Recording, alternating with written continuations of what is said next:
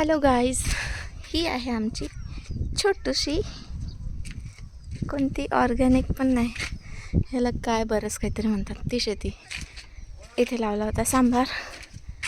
आणि इथे तुम्ही बघू शकता हा छोटा छोटा निघाला आहे.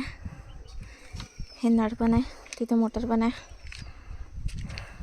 हे आमचं एकदम छोटंसं टेरेस आहे. आणि आता इथे तुम्ही बघू शकता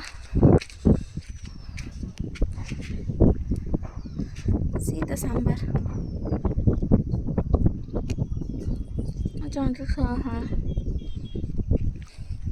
सगळ्या पॉट्समध्ये एकदम थोडं निघायला चालू झाला आहे.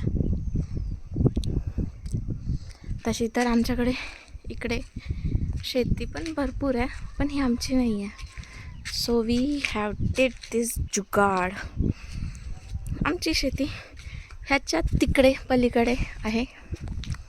हे आमचं गावातलं घर, म्हणजे जुनं घर. हे माझ्या आजोबांवालं.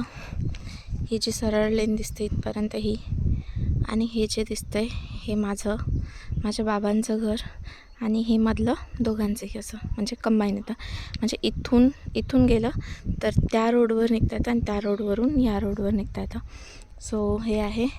आणि हे मध्ये जे आहे हे आमच्या काकाचं घर आहे, म्हणजे माझ्या आजोबांचे भाऊ.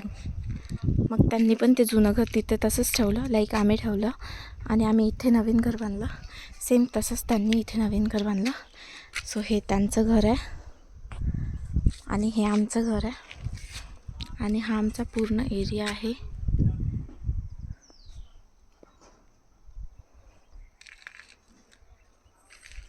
आणि ही गडी आहे, ही जी दिसते ते हे मंदिर आहे विठ्ठल रुक्माईचं.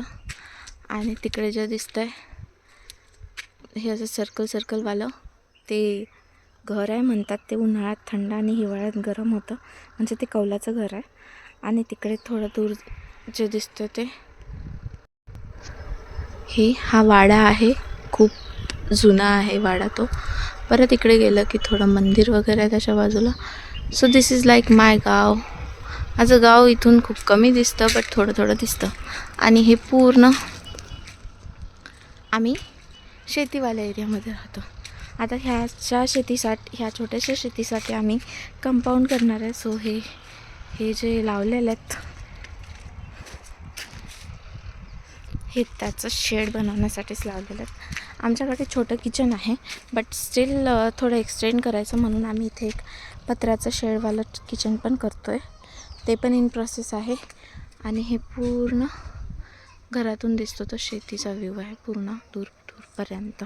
तिकडे पण तसंच सेम.